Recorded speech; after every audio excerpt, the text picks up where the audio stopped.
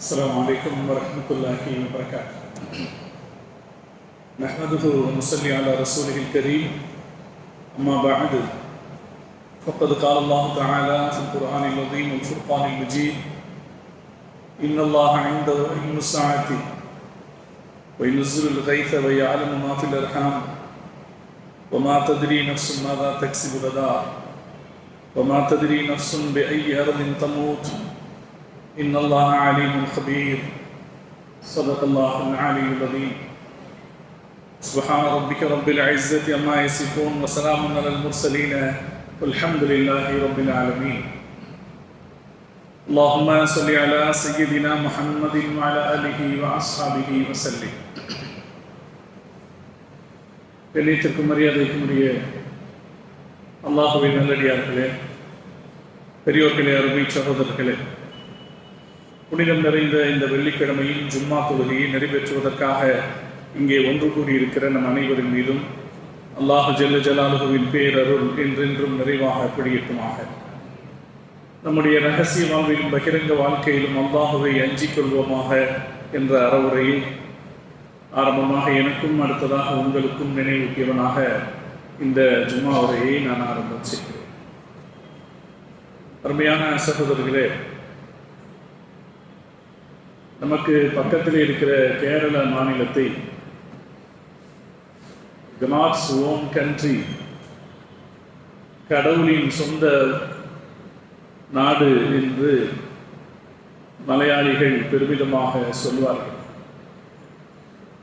நம்முடைய மார்க்க அறிஞர்களில் சில பேர் இப்படி கூட சொல்வார்கள், கேரளா என்கிற வார்த்தையே ஹைருல்லா, அல்லாஹ்வினுடைய சிறந்த நிலம் என்கிற அரபு சொல்லிலிருந்துதான் கேரளா என்கிற வார்த்தையே வந்தது என்று கூட சொல்வார். அப்படி நம்முடைய இந்தியாவில் இருக்கிற மிகச் சிறப்பான இயற்கை வளம் கொண்ட பூமியாக கேரளா இருக்கிறது. அது சமீப காலங்களில் நம்முடைய தென்னிந்தியாவுடைய ஒரு மிகப்பெரிய சுற்றுலா தலமாகவும் மாறி வருகிறது. தென்னிந்தியாவில் மட்டுமல்ல, உலக அளவில் மிக பெரிய அளவில் பிரபலமான சுற்றுலா தலமாகவும் கேரளா மாறி வருகிறது. அதிலும் குறிப்பாக வயநாடு கேரளாவினுடைய சுற்றுலா தலங்களில் மிக முக்கியமான இடம் பிடித்திருக்கக்கூடியது. அங்கே சுமார் 20க்கும் மேற்பட்ட மக்கள் சுகமாக மகிழ்ச்சியாக இருப்பதற்கேற்ற 20க்கும் மேற்பட்ட சுற்றுலா தலங்கள் கேரளாவில் அந்த வயநாட்டில் இருக்கிறது. அதுவும் இயற்கையான காடு மலை, அதுபோல ஆறு, இது மாதிரியான எல்லா வளங்களும் சேர்ந்த நிலமாக வயநாடு இருக்கிறது. வயநாட்டை சுற்றித்தான் இந்தியாவுடைய வளமான காடு வளம் இருக்கு. முதுமலை காடு, பந்திப்பூர் சரணாலயம் என்றெல்லாம் இன்னும் நிறைய காடுகள் வயநாட்டை சுற்றி இருக்கிறது. அதனாலே பெரிய அளவில் மக்கள் சுற்றுலாவுக்கு பயணம் செய்யக்கூடிய ஊராக வயநாடு இருந்தது. கழிப்பிடங்களின் தொட்டில், மக்கள் உல்லாசமாக இருக்கிற ஒரு சிறந்த இடம் என்று அது பெயரும் பெற்றிருந்தது. இவ்வளவு தூரம் மக்களால் பெரிய அளவிலே விரும்பப்படுகிற அந்த ஊரில் ஒரே நாள் இரவில் எல்லாம் தலைகீழாக மாறிவிட்டது. கடந்த 30ஆம் தேதி அங்கே பெய்த மழை கேரளா முழுக்க இப்போது தென்கிழக்கு பருவமழை பெய்து கொண்டிருக்கிறது. நம்ம தென் இந்தியாவுக்கு 2 பருவமழைகள் உண்டு. ஒன்று தென்மேற்கு பருவமழை, இன்னொன்று வடகிழக்கு பருவமழை. ஜூன்லேருந்து ஆகஸ்ட் வரைக்கும் தென்மேற்கு பருவமழை பெய்யும். அது அதிகமாக கேரளாவுக்கு தான் கிடைக்கும் மழை. செப்டம்பர்லேருந்து நவம்பர் வரைக்கும் வடகிழக்கு பருவமழை பெய்யும். அதில் தான் தமிழ்நாட்டுக்கு தண்ணி போதுமான அளவில் கிடைக்கும். அப்போ இது இயல்பாக கேரளாவிலே மழை பெய்யக்கூடிய காலம். தென்மேற்கு பருவமழைங்கிறது மழை பெய்யக்கூடிய காலம். அந்த மழை கடந்த வாரத்தில் கொஞ்சம் அதிகமாக இருந்துச்சு. கண்ணூர் டிஸ்ட்ரிக்ட், அது மாதிரி இடுக்கி மாவட்டம், அதுபோல் கோழிக்கோடு மாவட்டம், வயநாடு இந்த பகுதிகளில் எல்லாம் கொஞ்சம் மழை அதிகமாக தான் இருந்துச்சு. அதில் கடந்த 30ஆம் தேதி இரவு கனமழை பெய்திருக்கிறது. மழையினாலும் சாதாரணமாக சமீப காலத்து வரலாற்றில் இல்லாத மிகப்பெரிய கனமழை பெய்திருக்கிறது. அந்த கனமழை வயநாட்டில் இருந்த ஒரு பெரிய ஆறு, அந்த ஆற்றில் அது பெரிய அளவில் வெள்ளப்பெருக்கு ஏற்பட்டிருக்கு. அந்த வெள்ளப்பெருக்குக்கு ஒரு காரணம் என்ன சொல்றாங்கன்னா, கடந்த 30 வருஷமாக கேரளாவில் ஆறுகளில் மணல் அள்ளப்படுவதை அவர்கள் கண்டிப்பாக தடை செய்திருந்தார்கள். எல்லாருக்கும் நமக்கு தெரியும், கேரளாவில் மண் அள்ளுறதுக்கு அனுமதிக்கிறது இல்லை. ஆனால் இயல்பாக ஆறுகளில் என்ன நடக்கும்னா, மணல் ஒரு இடத்துல இருக்கிற மணல், மலைகளில் இருக்கிற மணல் அப்படியே அடித்து கீழே ஒரு இடத்துல தேங்கும். அதுவும் குறிப்பாக அணைக்கட்டுகள், எங்கேயாவது பள்ளமான இடங்கள் இருந்தால் அந்த இடத்துல மணல் தேங்கும். அந்த மணலை இயல்பாக அள்ளிக்கொள்கிற போது ஆறு அதனுடைய கொள்ளளவில் இருக்கும். கடந்த 30 வருஷமாக இந்த மணல் அள்ளப்படாத காரணத்தினாலே ஆற்றில் பாதி அளவில் மணல் சேர்ந்து தண்ணீர் பெய்த போது, அதுவும் வழக்கத்துக்கு மாறான தண்ணீர் பெய்த போது அந்த ஆறு கொள்ள முடியாமல் ஆறு கரைகளை தாண்டி ஓடியது. அப்படி கரைகளை தாண்டி மலையிலிருந்து அது கீழே வரும்போது முதலாவதாக அங்க மேப்பாடி என்கிற ஒரு ஊர் இருந்திருக்கு. அந்த ஊரினுடைய மண்ணு உறுதியற்ற மண்ணாக இருந்திருக்கு. அதனால அந்த ஊரை தாக்கிய உடனே அந்த ஊர் மொத்தமா கலண்டு கீழே இருந்த முண்டக்கை என்கிற ஊர் மேல விழுந்திருக்கு.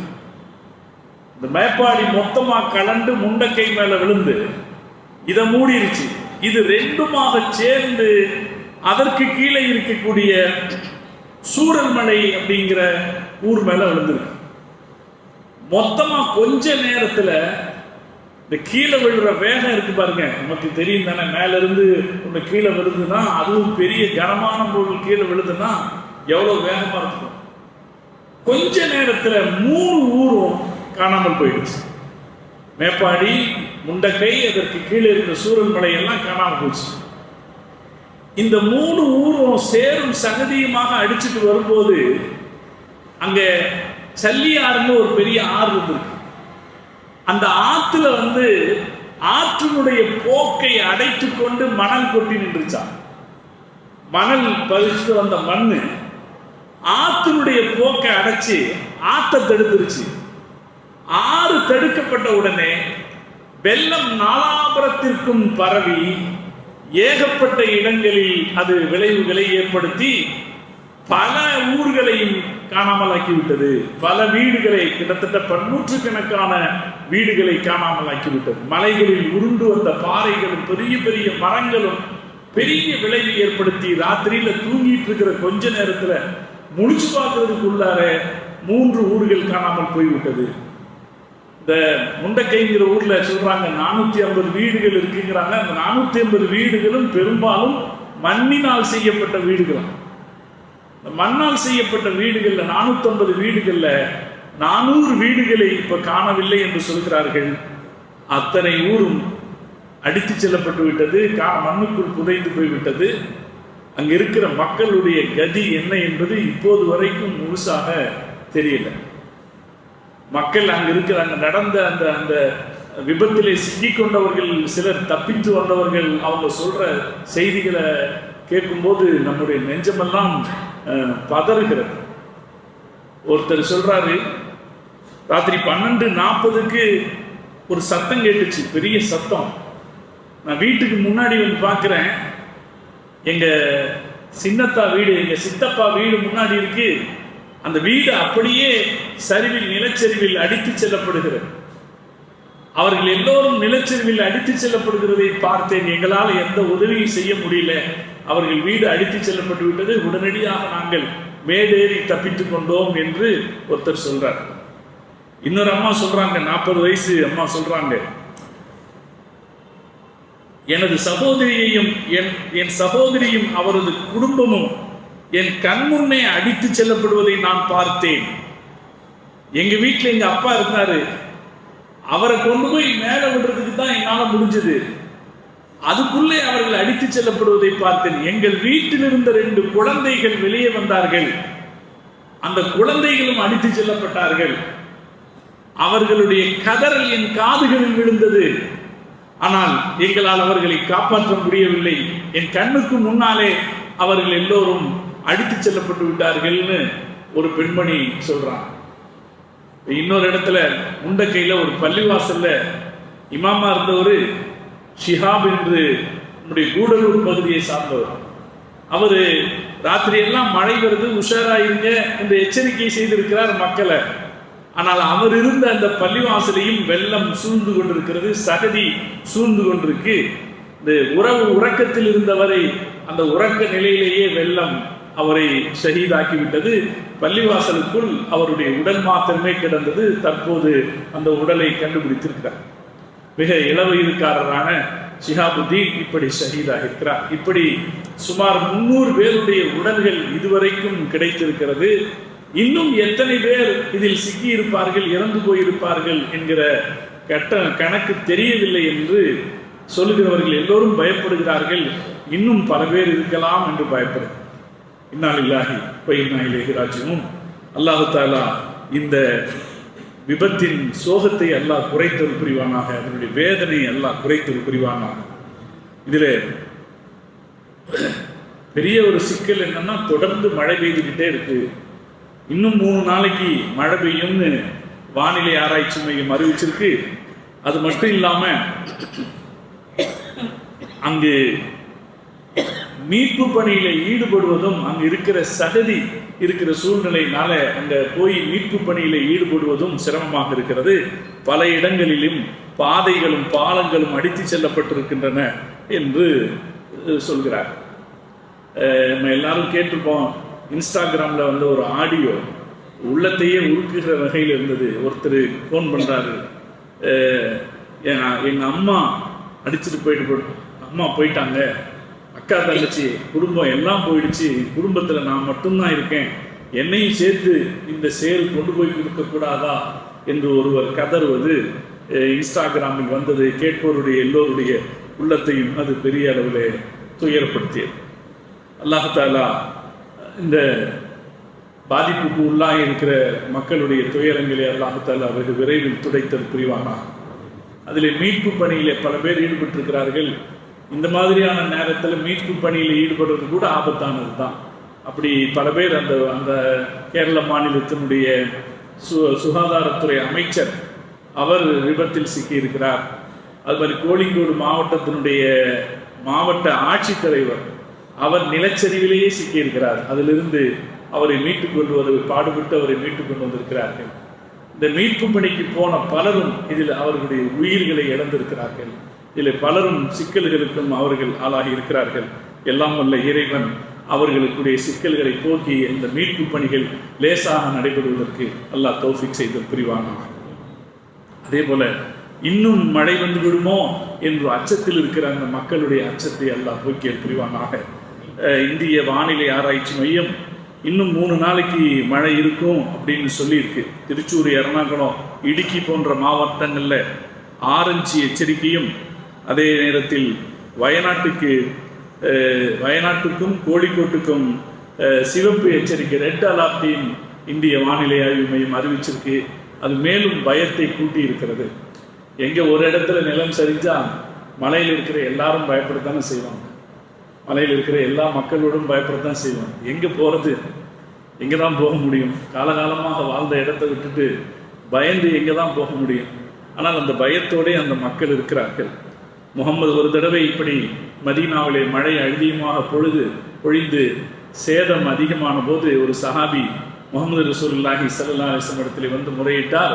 யா ரசூலுல்லாஹ், ஹலக்கத்தில் அம்பால் எங்களுடைய சொத்துக்கள் எல்லாம் நாசமாகிவிட்டன, வன் கத்தாட்டி சுபுல் பாதைகள் எல்லாம் துண்டித்து விட்டன, ஃபதுல்லாஹ் நீங்கள் அல்லாஹ் இடத்திலே துஆ செய்யுங்கள் என்று ஒரு சஹாபி பெருமானார் இடத்துல வந்து சொன்னபோது நபி ஸல்லல்லாஹு அலைஹி வஸல்லம் அவர்கள் கையை உயர்த்தி அல்லாஹ் இடத்திலே துஆ செய்தார்கள்.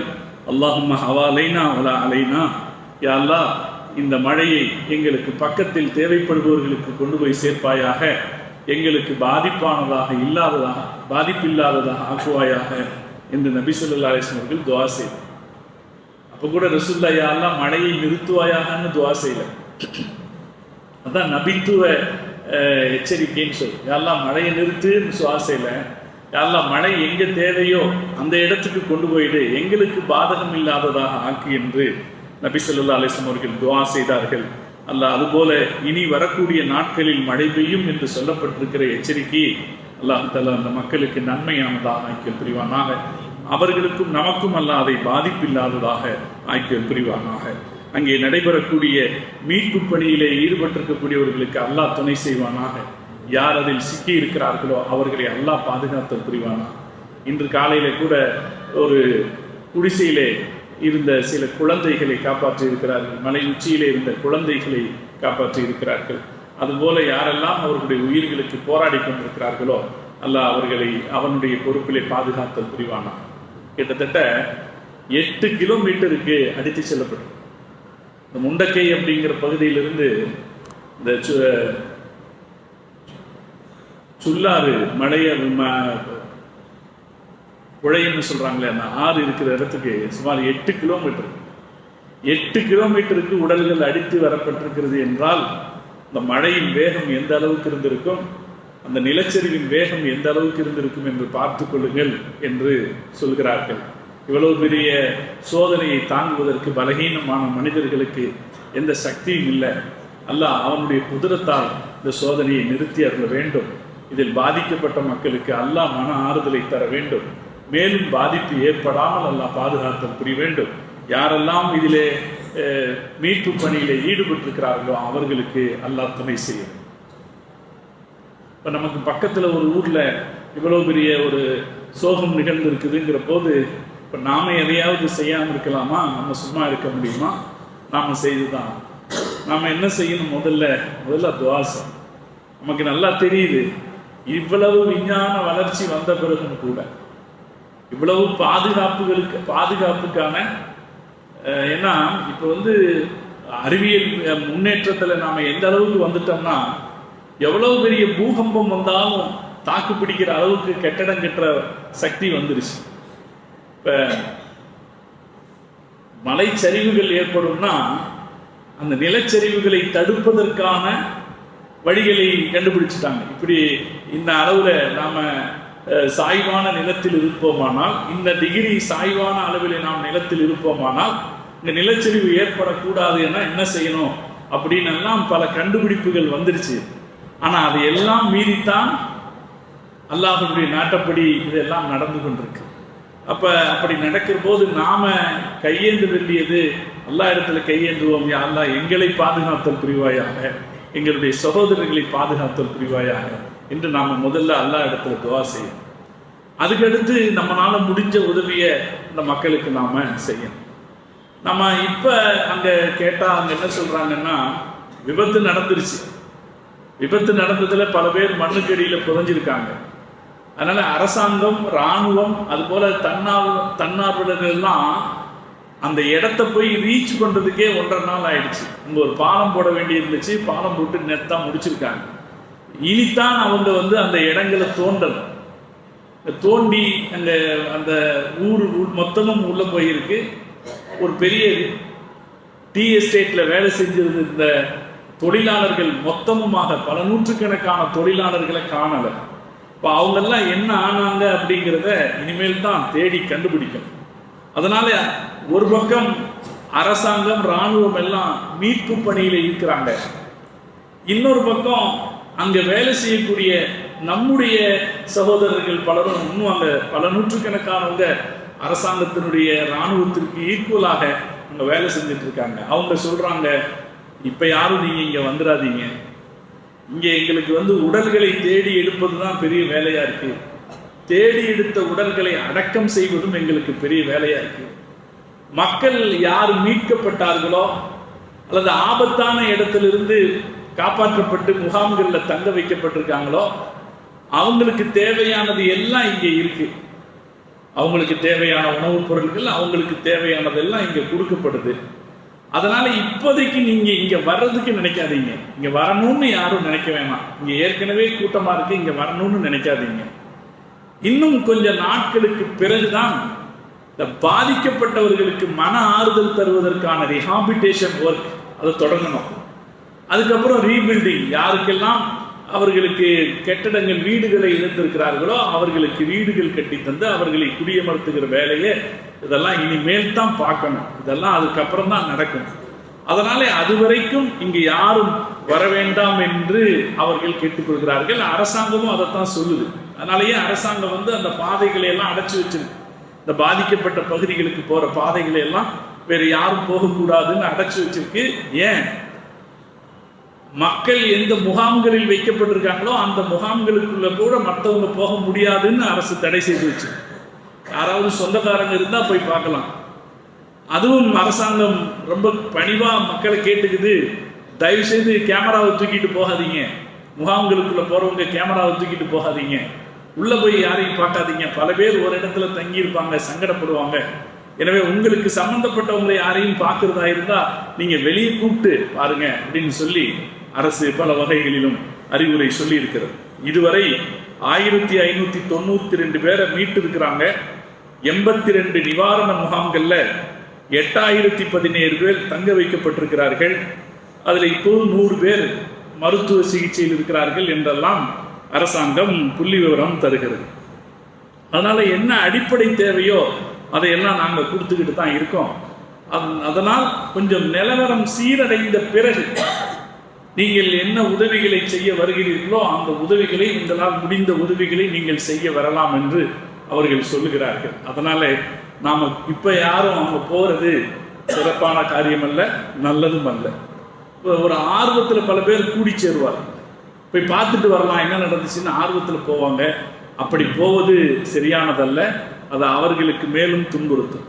அதே போல உதவி செய்யறதுன்னு வரும்போது இப்ப நேற்றுக்கு நீங்க பாத்தீங்கன்னா அங்கிருந்து ஒரு வீடியோ வந்திருக்கு. மக்கள் நிறைய பேர் பழைய துணிகளை கொடுத்திருக்கிறார்.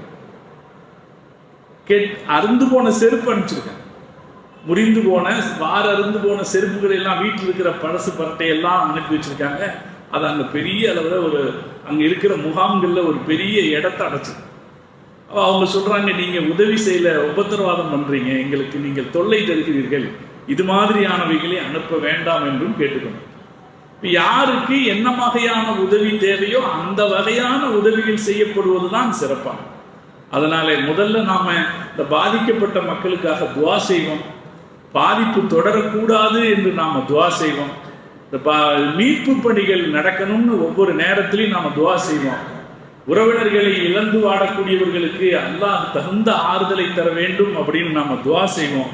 அப்படி துவா செய்துட்டு எப்ப நாம என்ன உதவி செய்யணும்னு வருதோ இன்ஷா அல்லாஹ் அந்த நேரத்தில் உதவி செய்வோம். தமிழ்நாடு ஜமாஅத்துல் உலமா சபையின் சார்பாக அவங்க இதுக்கு விசாரிக்கும் போது அவங்க சொன்னது இதுதான், ஒரு 4-5 நாள் கழிந்த பிறகு இங்க என்ன நிலவரம் என்று சீரான பிறகு நீங்கள் என்ன செய்ய வேண்டும் என்று நாங்கள் சொல்கிறோம், அப்படி செய்தால் போதுமானது என்று சொல்லியிருக்கிறாங்க. அதனால இன்ஷா அல்லாஹ் அதற்குரிய நேரம் வரும்போது நாம ஒவ்வொருவரும் நம்மால் முடிந்த உதவிகளை நாம் அவர்களுக்கு செய்வோம் இன்ஷா அல்லாஹ். அதுக்கு அடுத்து ஒரு முஸ்லிமாக இந்த நிகழ்வுல நமக்கு ஒரு செய்தி உணரப்பட வேண்டிய செய்தி இருக்கு. என்ன செய்தினா,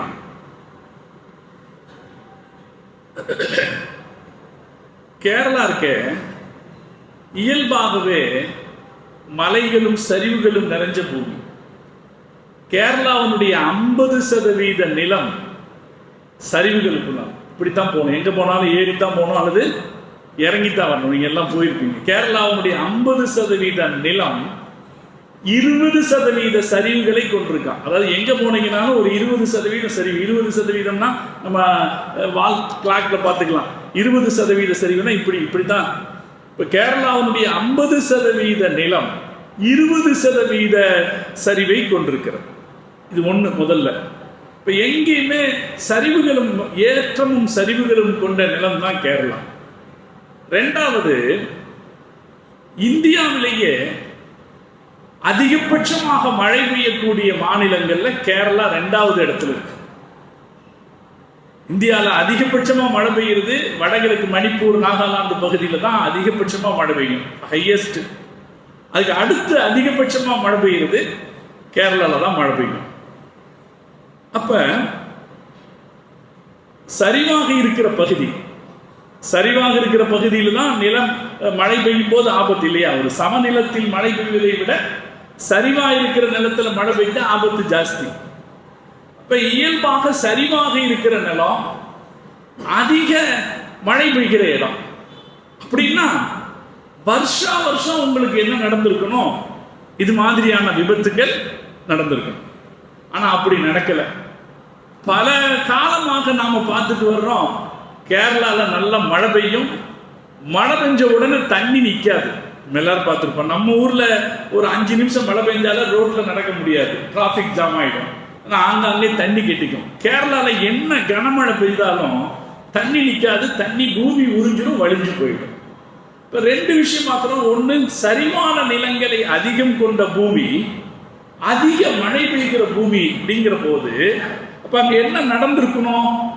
எப்போதுமே இந்த நிலச்சரிவுகள் அப்படிங்கிறது அங்க நடந்திருக்கணும். ஆனா எப்போதுமே நடந்ததில்லை. இந்த தடவை நடந்திருக்கு. இந்த தடவை நடந்திருக்கிறத பத்தி சொல்றாங்க. ஒரு பெரிய ஒரு அதிர்ச்சியான செய்தி சொல்றாங்க. எப்போதுமே பெய்கிற மழையை விட இந்த வருஷம் கம்மியா தான் மழை பெஞ்சிருக்குங்க. பிரிட்டனிலிருந்து ஒரு ஆய்வு நிறுவனம் நேற்றைக்கு முன்தினம் நேற்று ஒரு ஆய்வு சொல்லியிருக்கு. அதுல அவங்க சொல்றாங்க, கண்ணூர் டிஸ்ட்ரிக்ட்ல நிறைய மழை பெஞ்சிருக்கு. கண்ணூர் டிஸ்ட்ரிக்ட்ல மட்டும்தான் வழக்கத்தை விட அதிகமா மழை பெஞ்சிருக்கு. வழக்கத்தை விட அதிகமான மழை கண்ணூர் டிஸ்ட்ரிக்ட்ல மட்டும்தான் பெஞ்சிருக்கு. வயநாட்டில் வழக்கத்தை விட 14% குறைவாக மழை பெஞ்சிருக்காங்க. வழக்கமா பெய்யுற மழையை விட 14% குறைவா மழை பெஞ்சிருக்கு. அதே போல இடுக்கி மாவட்டத்தில், இடுக்கியும் மலைப்பாங்கான பகுதி, இடுக்கி மாவட்டத்தில் 25% குறைவா மழை பெஞ்சிருக்கு. மழையின் ரெயின்ஃபாலினுடைய அளவு சாதாரணமாக ஒரு பருவமழை காலத்தில் எவ்வளவு மழை பெய்யுமோ அதை விட குறைவாகத்தான் பெய்திருக்கு. பெய்தும் ஏன் இப்படி ஒரு விபத்து நடந்துச்சு அப்படின்னா ஒரே காரணம் தான், மழை கம்மியா பெஞ்சிருக்கு, ஆனா பெய்த மழையெல்லாம் ஒரே நேரத்தில் பெய்திருக்கு. ஒரு மாத காலத்தில் பெய்கிற மழை, இப்ப ஜூன்ல ஆரம்பிச்சு ஆகஸ்ட் வரைக்கும் பெய்த மழை இருக்க, இந்த மழை மொத்தமாக ஒரே நேரத்தில் பெய்திருக்கிறது. அதுக்கு என்ன காரணம் சொல்றாங்கன்னா மேக வெடிப்பு அப்படின்னு ஒரு காரணம் சொல்றாங்க. இப்ப நீங்க சமீபத்தில் இமாச்சல் பிரதேசத்துல மழை, அதே மாதிரி மும்பைல பாத்தீங்கன்னா அங்கேயும் வெள்ளம், ஜார்க்கண்ட்லையும் வெள்ளம். அங்கெல்லாம் காரணம் என்ன சொல்லுவாங்க, பத்திரிகையில படிச்சு பாருங்க, மேக வெடிப்பு. அதாவது மேகம் மொத்தமா கொட்டிடுது. கொஞ்சம் கொஞ்சமாக கொட்ட வேண்டிய மழைய மேகம் மொத்தமாக கொட்டி விடுகிறது. அதுதான் காரணம். இதே வயநாட்டில் 117 மில்லிமீட்டர் மழை பெய்திருக்க வேணும். அரசாங்கம் அதுதான் தகவல் கொடுத்திருக்கு. கனமழை பெய்யும்னு தகவல் கொடுத்திருக்கு. கனமழை பெய்யும்னா 117 மில்லிமீட்டர் மழை பெய்யணும். ஆனா 574 மில்லிமீட்டர் மழை பெய்ஞ்சிருக்கு. ஒரே நேரத்தில் எதிர்பார்க்கப்பட்ட அளவை விட மிகப்பெரிய அளவில் மழை பெய்ததுதான் விபத்துக்கு காரணம். ஆனா மழை கம்மி. அவங்களுக்கு சாதாரணமா தென்மேற்கு பருவமழை காலத்தில் எவ்வளவு மழை வயநாட்டில் பெய்ய வேண்டுமோ அந்த மழையில் 14% குறைவா தான் மழை பெஞ்சிருக்கு. குறைவாக மழை பெஞ்சாலும் அந்த மெத்தேடு, மழை பெய்கிற மெத்தேடு இருக்கு பாருங்க, அந்த மெத்தேடு மாறினதுனால, மொத்தமாக கொட்டுனதுனாலே இவ்வளவு பெரிய விளைவு ஏற்பட்டிருக்கு. இதுக்கு என்ன காரணம் என்று சொல்கிறார்கள் என்றால் கிளைமேட் சேஞ்ச் என்று சொல்கிறார். இப்ப இது சம்பந்தமா கூட ஒரு பெரிய ஒரு விவாதம் நடந்துட்டு இருக்கிறத பார்க்கலாம். நம்ம இந்த திடீர்னு பார்த்தீங்கன்னா மொத்தமா மழை பெய்யுது. இயல்பாக பெய்கிற மழையை விட கம்மியான மழை பெய்தாலும் மொத்தமாக பெய்யுது. 2018 கேரளால ஒரு பெரிய வெள்ளம் வந்துச்சு. 2019 கேரளால பெரிய வெள்ளம் வந்துச்சு. எப்போதுமே அதிக மழை பெய்கிற இடம் தான் அது. மழை பெய்கிற இடத்துல இந்த வெள்ளம் வருகிற காலகட்டத்தில் வெள்ளம் அதிக மழை அதிகமாக பெய்ததுனால இல்லை, மழை கம்மியாக பெய்யுது, ஆனால் ஒரே நேரத்தில் அதிகமாக பெய்கிறது. கொஞ்சம் அப்பப்போ கொஞ்சம் கொஞ்சமாக பெய்ஞ்சதுன்னா அது பூமி அதை எப்படி கையாளணுமோ அதை அப்படி கையாண்டுறோம். ஒரே நேரத்தில் அதிக மழை கொட்டுகிற போது அது மிகப்பெரிய சேதத்தை ஏற்படுத்தி விடுகிறது. இப்ப ஒரு விவாதம் நடக்கிறத நம்ம பார்க்கலாம்.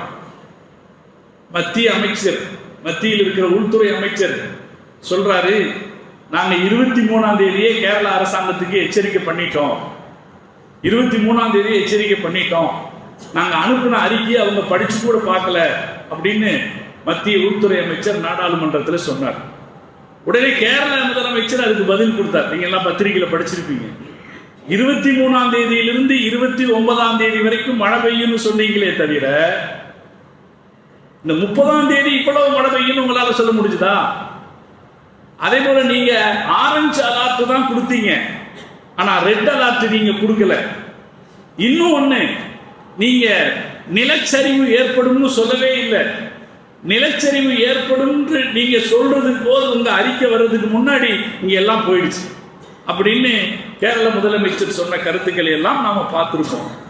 இது ஒரு அரசியல் விளையாட்டுக்குள்ள நடந்தாலும், ஒரு வார்த்தை விளையாட்டு நடந்தாலும், இதை தாண்டி இதற்குள்ளே நாம் உணர்ந்து கொள்வதற்கு ஒரு செய்தி இருக்கு. அதை அல்லாஹ் குர்ஆனிலே சொல்லி காட்டு.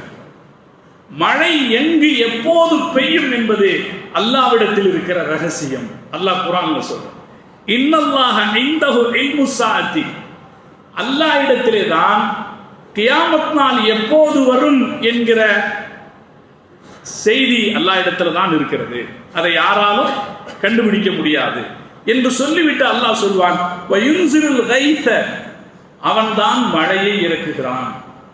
அல்லாஹ் தான் மழையை தர்றான்.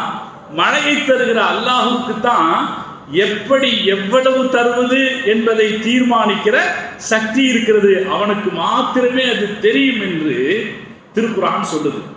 நம்ம ரசூல் ஸல்லல்லாஹு அலைஹி வஸல்லம் ஒரு ஹதீஸ்ல சொன்னாங்க, சஹீஹுல் புகாரில இருக்கு, மஃபாத்திஹுல் கைபி ஹம்ஸுன், 5 விஷயங்களை அல்லாஹ்வை தவிர வேற யாருக்கும் தெரியாது. லா யஅலமுஹா இல்லல்லாஹ், அல்லாஹ்வை தவிர வேற யாருக்கும் அது தெரியாது. ஒன்னு, லா யஅலமு மா தஈலுல் அர்ஹாம் இல்லல்லாஹ், கர்ப்பத்துக்குள்ளே இருப்பது என்ன என்பது அல்லாஹ்வுக்கு மாத்திரமே தெரியும். கர்ப்பமாகிற நேரத்தில், கர்ப்பத்துக்குள்ள இருக்கிறதுன்ற போது அதுக்கு அர்த்தம் கர்ப்பமாகிற நேரத்தில் மனிதன்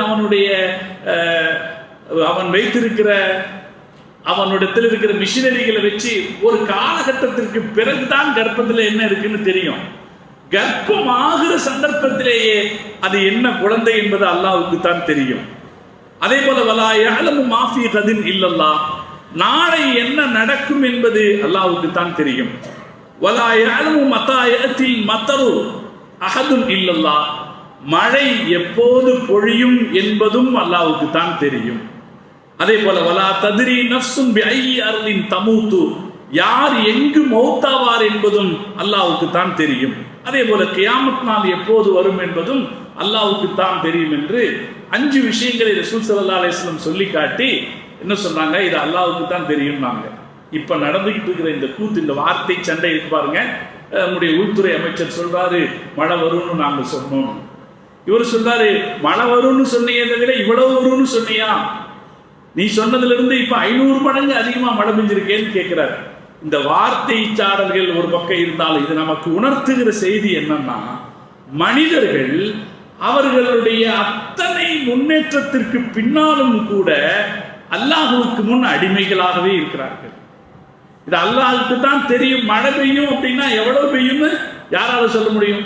இன்னைக்கெல்லாம் மழையை சொல்றதுக்கு எந்த அளவு வசதி வந்துருச்சுன்னா, சாதாரணமாக கிளம்புறதுக்கு முன்னாடி நம்ம வீட்டிலேருந்து கிளம்புறதுக்கு முன்னாடி பார்த்துக்கலாம், கரும்பு கடலில் மழை பெய்யுமா அல்லது குனிமுத்தூரில் மழை பெய்யுமான்னு பார்த்துக்கலாம் இல்லைங்களா? அவ்வளோ வசதி வந்துருச்சு. 11:15 பெய்யுன்றான். இன்னைக்கு காலையில் பார்க்குறேன் வயநாட்டில் மழை பெய்யுமான்னு பார்த்தா இன்னும் 25 நிமிஷம் பெய்யுன்னு போட்டிருக்கேன். இப்போ மழை பெஞ்சிக்கிட்டு இருக்குன்னு அர்த்தம், இன்னும் 25 நிமிஷம் மழை பெய்யுன்னு சொல்கிறான். இவ்வளவு துல்லியமாக தகவல்களை சொல்லுகிற அளவுக்கு முன்னேறி விட்டதாக நாம் நினைத்து கொண்டிருந்தாலும் கூட நம்முடைய சக்தியும் நம்முடைய அறிவும் எவ்வளவு பலவீனமானது என்பது இந்த இடத்திலே புரிந்துவிட்டது. இவ்வளவு செய்தி தெரிஞ்சோம், எல்லாரும் யோசிக்கிறது என்னங்க இத்தனை செயற்கைக்கோள் அனுப்புறோம், நாம இதெல்லாம் இப்படி ஒரு விபத்து நடக்க போகுதுன்னா அங்கதான் அல்லாஹ் வச்சிருக்கிற தீர்மானத்தை கணிக்கிற சக்தி யாருக்கும் இல்லை. சகோதரர்களே, நாம் அல்லாஹ்வை பயப்பட வேண்டும். முஹம்மது ரசூலுல்லாஹி ஸல்லல்லாஹு அலைஹி வஸல்லம் அவர்கள் வேகமாக காற்றடித்தால் பயப்படுவார்கள். ஹதீஸ்ல இருக்கு. ஆயிஷா அம்மா சொல்றாங்க, நபி ஸல்லல்லாஹு அலைஹி வஸல்லம் அவங்க இதா ரஆ கைமன் அவ் ரீஹன், ஒரு மழை மேகத்தை பார்த்து விட்டால் அல்லது வேகமாக காற்றடித்தால் ஒரிஃபதாலிக ஃபீ வஜ்ஹிஹி, முஹம்மது ரசூலுல்லாஹி ஸல்லல்லாஹு அலைஹி வஸல்லம் முகத்திலே அது தெரியும்.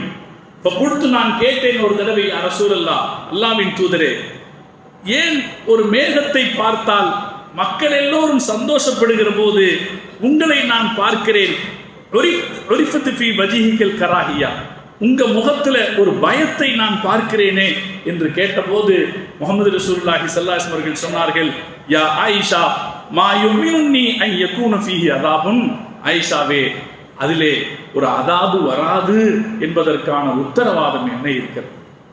ஒரு மேகத்தை பார்க்கிறோம், அது மழையைத்தான் தரும் என்பதற்கு என்ன உத்தரவாதம்? அதை தாண்டி அல்லாஹ்வுடைய அதாபாக அது வந்து விடாது என்பதற்கான உத்தரவாதம் என்ன இருக்குது? அதனால அதை பார்க்கும்போது நான் பயப்படுறேன்னு சொன்னேன். இது மனிதர்கள் எல்லோர் மீதான கடமை என்பதை வயநாடு நமக்கு உணர்த்தி விட்டது. இவ்வளவு விஞ்ஞான வளர்ச்சிக்கு பிறகும் இப்படி வரலாம் அப்படி வரலாம் என்கிற எதிர்பார்ப்புகள் அத்தனையும் தாண்டி என்ன சொல்றாங்க, எப்போதும் பெய்கிற மழை தான்றான். மழையின் அளவு பிரிட்டன்ல இருந்து ஆராய்ச்சி பண்றவன் ஆச்சரியப்படுறான், எப்பவும் பெய்யறதை விட 14% மழை கம்மியா பெஞ்சு எப்படி இந்த இது ஏற்பட்டது? அவங்க தேடுறான் எப்படி ஏற்பட்டது. அப்படி தேடுகிற கணக்கிலே தான் அவர்கள் இந்த கணக்கு இப்படி இருக்கலாமோ என்று யோசிக்கிறார்கள். ஏன்னா இந்த ஆற்றுப்படுகைகளில் இருந்து மணல் அள்ளுவதை கடந்த 30 வருஷமாக நாம தடுத்து வச்சிருக்கிறோமே. அப்படி தடுத்து வச்சதுனாலே ஆற்றுப்படுகைகளில் மணல் நிரம்பியதால் மழை வெள்ளம் கொட்டுகிற போது அந்த மழையை தாங்குகிற அளவுக்கு அங்கே ஆற்றுப்படுகைகளில் நிலம் இல்லாததால் அது கரை புரண்டு ஓடி இருக்கிறது. இது ஒரு காரணம். இரண்டாவது, அந்த மலைப்பகுதிகளில் இருந்த வீடுகள் இருந்த இடங்கள்ல இருந்த மண்ணு உறுதியான மண்ணாக இல்லாமல் அது பலவீனமான மண்ணாக இருந்ததுனாலே தண்ணி பட்ட உடனே மொத்த ஊர் அடிச்சுட்டு கீழே வந்துருச்சு. ஒரு ஊர் அடிச்சுட்டு அப்படியே கீழே வந்து இன்னொரு ஊர் மேல விழுந்து, அந்த 2 ஊரும் சேர்ந்து இன்னொரு ஊர் மேல விழுந்து, 3 ஊரும் சேர்ந்து ஆற்றில் விழுந்து 6 அடைபட்டு தண்ணீர் பெருக்கெடுத்து பெரிய விபத்து ஏற்பட்டு விட்டது என்று சொல்லுகிற போது இதுவெல்லாம் நம்முடைய கற்பனைக்கு அப்பாற்பட்டு நடக்கிறது என்பதை நாம் புரிந்து, இது எங்க வேணாலும் நடக்கலாம்.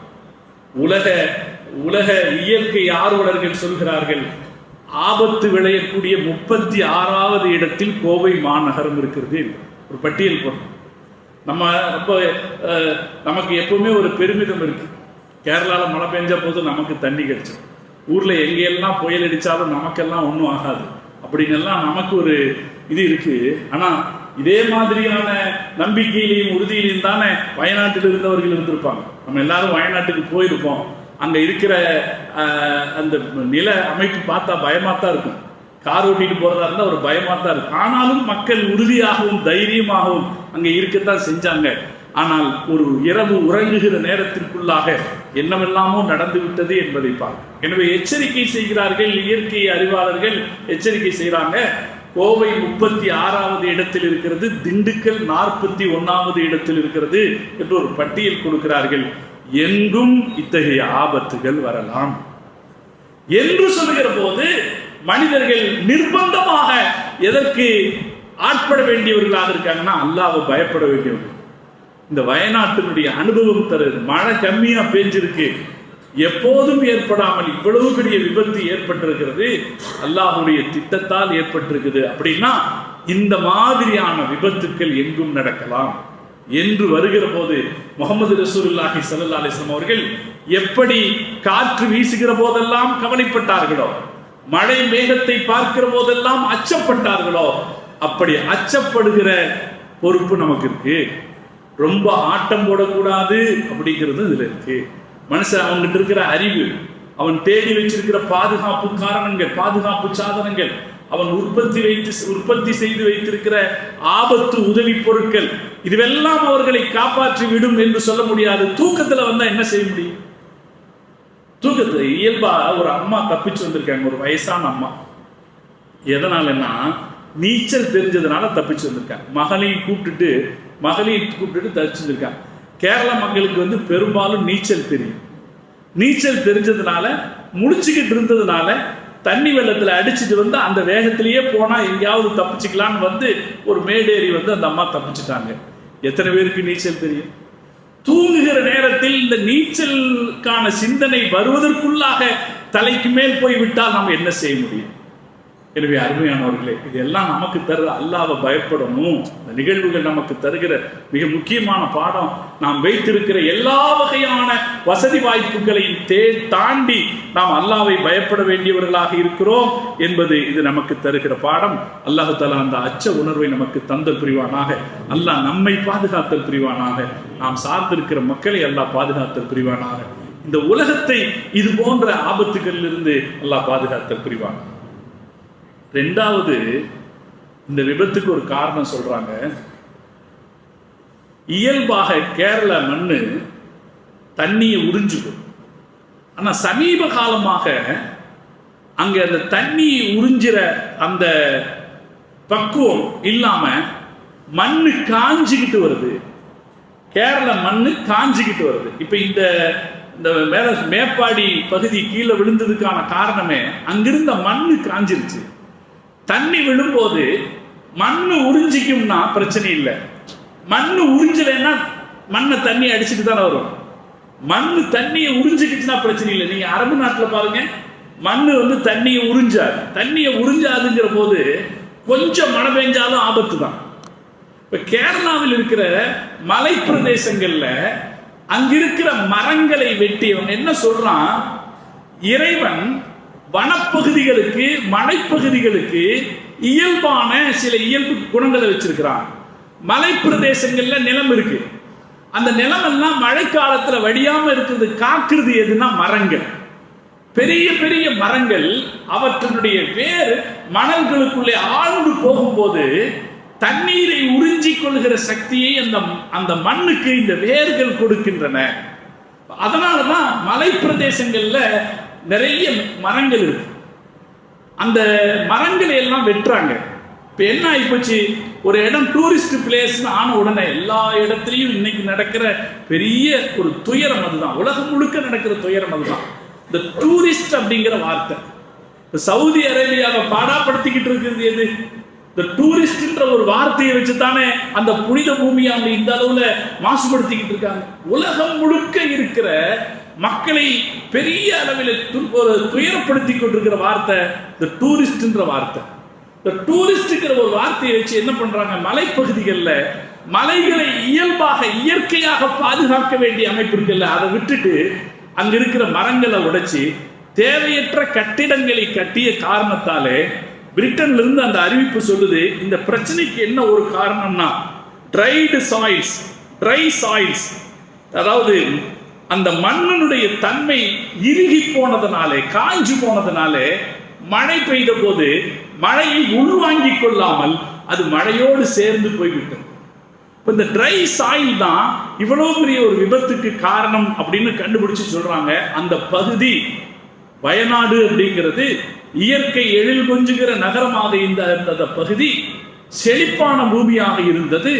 தொடர்ந்து இந்த சுற்றுலா காரணங்களுக்காக அங்கிருந்த மரங்கள் வெட்டப்பட்ட போது, அங்கு தேவையற்ற கட்டிடங்கள் உருவாக்கப்பட்ட போது அந்த இடம் காய்ந்து போய்விட்டது அப்படின்னு சொல்றாங்க. இந்த எச்சரிக்கை இருக்கு பாருங்க, இது எல்லா ஊருக்கும் பொருந்தும். நம்ம ஊட்டிக்கு பொருந்தோம், நம்ம கொடைக்கானலுக்கு பொருந்தோம், நம்ம பக்கத்தில் இருக்கிற சின்ன சின்ன மலைகளுக்கும் பொருந்தும். அந்த மலைகள் சரிவாக இருக்கின்றன. சரிவான நிலத்தை தூக்கி பிடிப்பதற்காக மரங்கள் இருக்கிறது.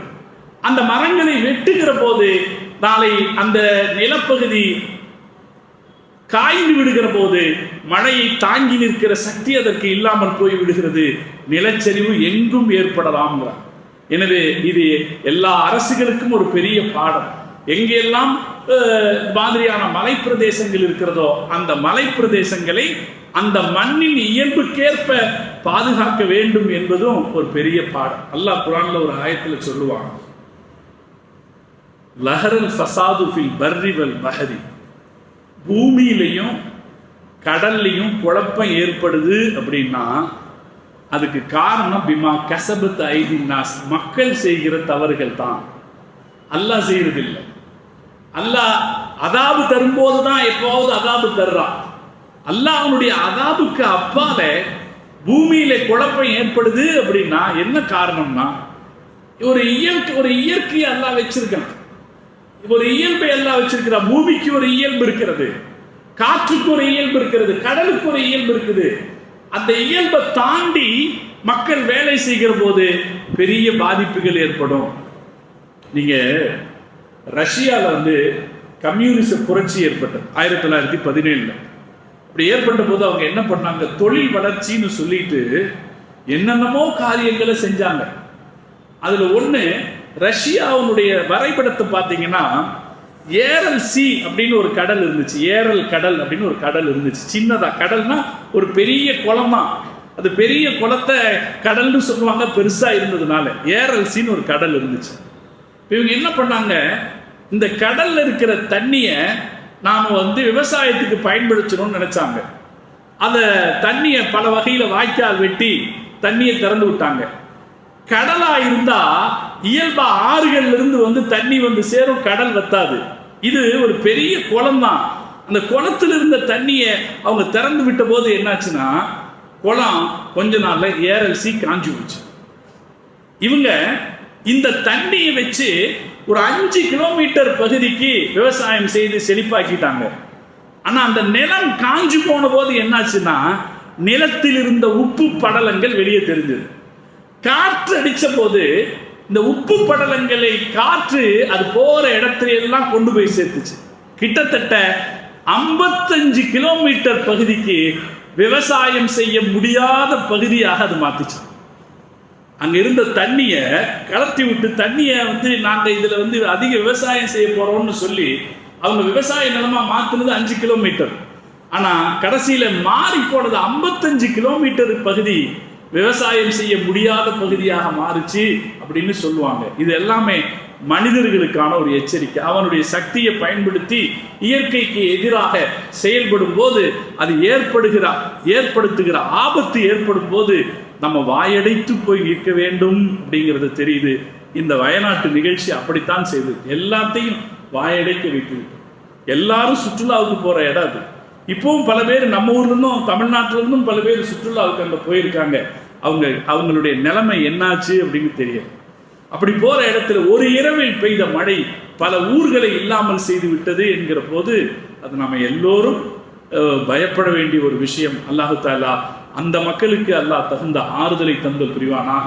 அங்கு நடைபெறக்கூடிய மீட்பு பணிகளை அல்லாஹ் லேசாக்கி வைப்பானாக. அதில் ஈடுபடக்கூடியவர்களுக்கு அல்லாஹு தஆலா தகுந்த வழிகாட்டுதலையும் சக்தியும் அல்லாஹ் தந்தல் புரிவானாக. அந்த ஊர் மேலும் பாதிப்புக்குள்ளாகாமல் அல்லாஹ் பாதுகாத்தல் புரிவானாக. இன்னும் மழை பெய்யும் என்று வானிலை ஆராய்ச்சி மையம் எச்சரிக்கிறது. அந்த மழையை அந்த ஊருக்கு நன்மை செய்கிற மழையாக அல்லாஹ் ஆக்கியல் புரிவானாக. எப்போதும் அல்லாஹ்வை பயந்து வாழக்கூடிய ஒரு வாழ்க்கையை அல்லாஹ் நமக்கு தந்தல் புரிவான். யாருக்கும் எப்போதும் இது வரலாம். ஒரு இரவு தூங்குகிற நேரத்தில் எல்லாம் காணாமல் போய் விடுகிற ஒரு சந்தர்ப்பம் யாருக்கும் வரலாம். அப்படி வர வைக்கிற சக்தி அல்லாஹ்வுக்கு இருக்கிறது என்று பயந்து வாழக்கூடிய ஒரு வாழ்க்கை அல்லாஹ் நம் அனைவருக்கும் தந்தல் புரிவானாக. இன்ஷா அல்லாஹ் அறிவிப்பு செய்யப்படுகிற போது அந்த வயநாட்டு மக்களுக்கு நம்மால் இயன்ற உதவிகளை நாம செய்வோம். அல்லாஹ் தௌஃபீக் செய்தல் புரிவானாக என்று துஆ செய்து நிறைகிறேன். வ ஆகிரு தஅவானா அனில் ஹம்துலில்லாஹி ரப்பில் ஆலமீன்.